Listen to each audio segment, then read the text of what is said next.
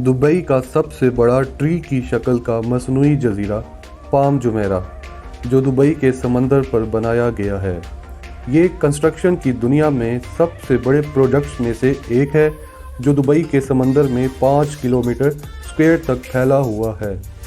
Palm Jumeirah को Dubai के ruler Sheikh Mohammad बिन राशिद ने बनवाया। शेख को अरबों डॉलर का ये जजीरा बनवाने की ज़रूरत क्यों पड़ी और किस तरह बनवाया गया, चलिए जानते हैं। इससे पहले अगर आपने सब्सक्राइब नहीं किया तो मेरे चैनल को सब्सक्राइब कर दें और बेल के आइकन को दबा दें ताकि मेरी हर नई वीडियो आपको आसानी से मिल सके। नाजरीन, दूसरे अरब ममालिक की तरह दुबई की आमदनी का दारोमदार भी ज़्यादातर यहाँ से निकलने वाले तेल से था। फिर हुआ ऐसा कि दुबई की ज़मीन से तेल की मिकदार कम होती गई। ये जानकर दुबई के शेख बहुत ही परेशान हो गए। जैसे कि आप सब जानते हैं, दुबई अपनी शाहाना लाइफस्टाइल की वजह से और आला तर्ज की इमारत और होटल्स की बदौलत पूरी दुनिया में अपनी शोहरत रखता है, जिसे देखने दुनिया भर से टूरिस्ट आते हैं।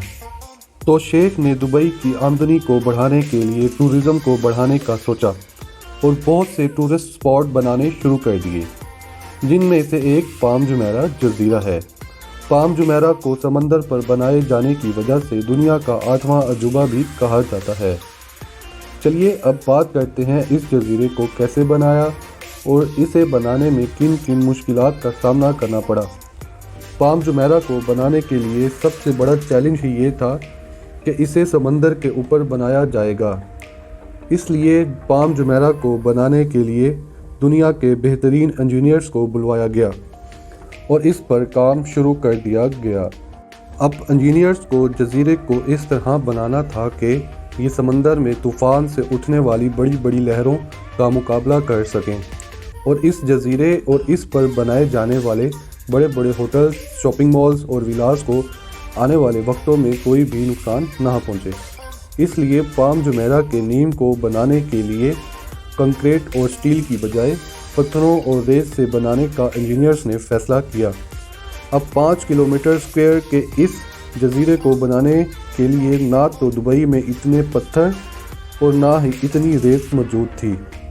अब आप सोच रहे होंगे कि दुबई तो है ही रेत से भरा हुआ। दरअसल दुबई के सहराओं में मौजूद रेत समंदर पर जजीरा बनाने के लिए मुफीद नहीं है। ये रेत बहुत ही ज़्यादा बारीक है, जिस वजह से ये समंदर में ठहरने की बजाय पानी में फैल जाती है। अब पत्थरों को अलग अलग रियासतों से माइनिंग करके बड़े बड़े टुकड़ों की सूरत में मंगवाया गया।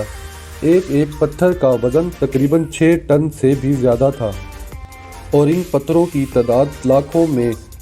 पत्थरों को पहले ट्रांसपोर्ट किया जाता और फिर बड़े बड़े शिप्स की मदद से इन्हें जजीरे के उस हिस्से में पहुंचा दिया जाता जहां ज़रूरत पड़ती।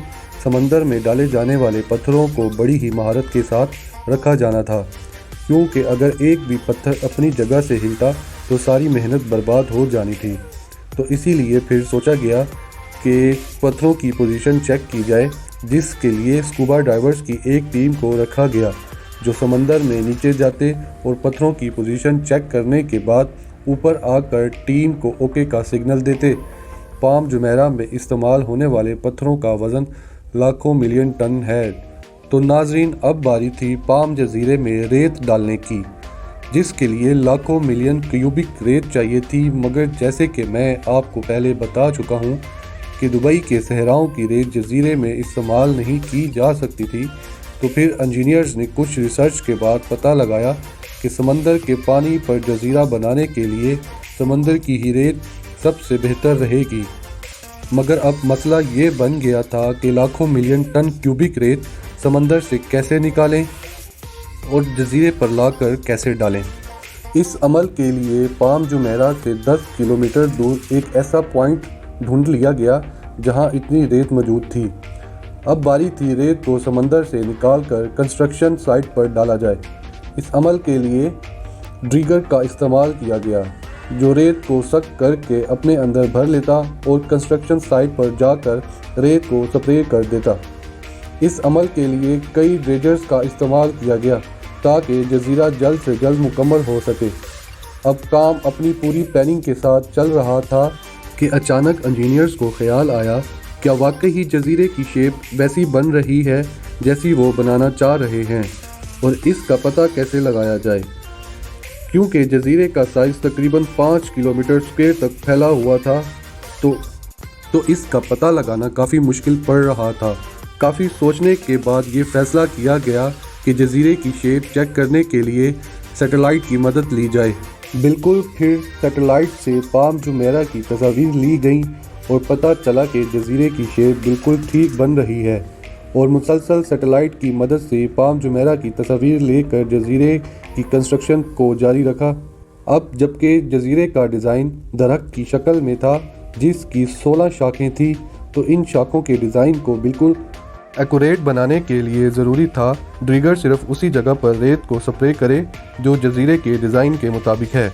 اس عمل کو پورا کرنے کے لیے GPS ٹیکنالوجی کا استعمال کیا گیا، جس سے ورکر GPS پکڑ کر جزیرے کے بارڈرز کے ساتھ ساتھ چلتے اور اپنی لوکیشن کے سگنل ڈریگر تک پہنچاتے، پھر ڈریگر صرف اسی جگہ پر ریت سپرے کرتا۔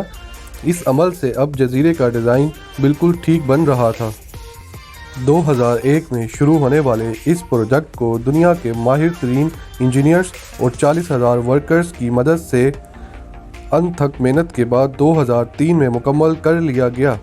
جزیرے کا ڈیزائن مکمل کر کے سب ہی بے حد خوش تھے۔ پھر ہوا ایسا کہ اچانک انجینئرز پر مصیبتوں کے 2 پہاڑ ٹوٹ پڑے۔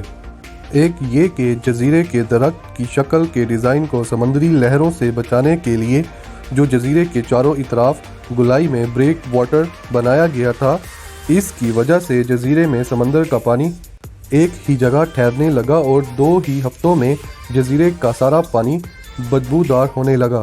اس کے لیے ضروری تھا کہ بریک واٹر کے ڈیزائن کو تبدیل کیا جائے۔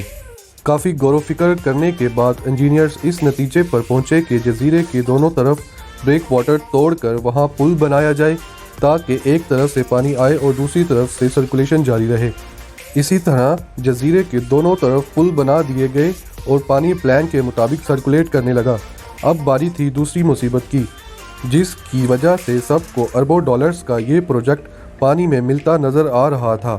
مصیبت یہ تھی کہ جزیرے کی شاخوں کے ڈیزائن، جن کو صرف سمندر کی ریت سے بنایا گیا تھا، ہر جگہ کی ریت نرم ہوتی جا رہی تھی اور جزیرہ آہستہ آہستہ سمندر کے پانی کے نیچے جانے لگا، جبکہ جزیرے پر میٹل روڈز، بڑے بڑے شاپنگ مالز اور ہوٹلز بننے تھے، اور جس کے لیے ضروری تھا کہ جزیرے کی زمین کافی ٹھوس ہو۔ اور اب زمین کو ٹھوس بنانے کے لیے ضروری تھا کہ ریت کو تقریباً 12 میٹر تک زمین کے اندر دبایا جائے، پر مصیبت یہ تھی کہ روڈز رولر بھی نارملی ریت کو 6 میٹر تک اندر پریس کرنے کی صلاحیت رکھتا ہے۔ دبئی کے شیخ کو یہ دیکھ کر اربوں ڈالرز اور اپنی عزت دنیا کی نظر میں خراب ہوتی نظر آ رہی تھی۔ شیخ نے انجینئرز کو جلد سے جلد اس مسئلے کا حل نکالنے کا کہا، اور پھر سارے انجینئرز مل کر اسی مسئلے کے حل کی تلاش میں لگ گئے۔ انجینئرز کے کافی سوچنے کے بعد یہ فیصلہ کیا گیا کہ زمین کو مضبوط کرنے کے لیے ہائیڈرولک ڈرل کا تجربہ کیا جائے، اور پھر زمین میں ایک جگہ ہائیڈرولک ڈرل سے ڈرل کرنا شروع کر دیا۔ اس عمل میں دراصل ڈرل جس جگہ کی جاتی وہاں وائبریشن کی وجہ سے ریت کے ذرات اکٹھے ہو جاتے اور وہ جگہ ٹھوس ہو جاتی۔ پھر اسی طرح 5 کلومیٹر پر پھیلے اس جزیرے پر 2.5 لاکھ سوراخ کر کے ڈرلنگ کی گئی اور زمین کو ٹھوس بنا لیا گیا۔ 3 سال میں حیرت انگیز طور پر بنائے جانے والے اس جزیرے کو اب 2003 میں مکمل کر لیا گیا، اور اس پر ہوٹلز، شاپنگ مالز اور ولاز بنانے کا کام شروع کر دیا گیا، اور 2009 میں سب مکمل کرنے کے بعد پام جمیرہ کو عوام کے لیے کھول دیا گیا۔ پام جمیرہ بننے کے بعد سے ہی اپنی خوبصورتی اور شاہانہ لائف سٹائل کی وجہ سے پوری دنیا میں اپنی مقبولیت کے جھنڈے گاڑے ہوئے ہے۔ پام جمیرہ میں ہر سال اب لاکھوں کی تعداد میں ٹورسٹ آتے ہیں۔ ناظرین، اگر آپ کو احمد ٹی وی کی یہ ویڈیو اچھی لگی ہو تو سبسکرائب کر دیں اور بیل کے آئیکن کو دبا دیں تاکہ ہر آنے والی نئی ویڈیو آپ کو آسانی سے مل سکے۔